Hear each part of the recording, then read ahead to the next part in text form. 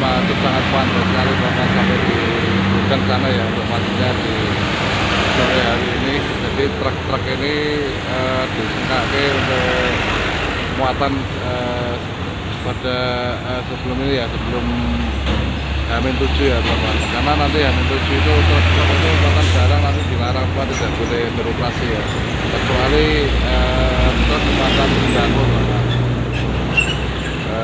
pada pelaksanaan operasi tertempat nanti teman-teman.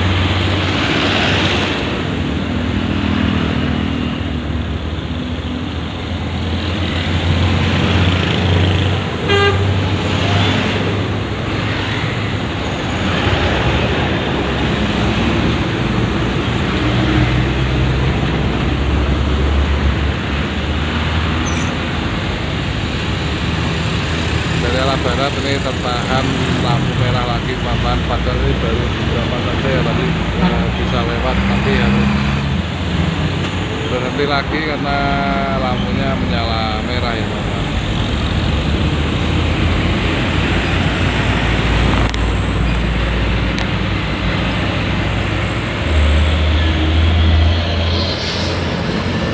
Sementara dari arah Semarang ke arah barat ke Jakarta teman-teman cukup ramai lancar juga pada sore hari ini. Kendaraan-kendaraan truk-truk di jalur Pantura mendekati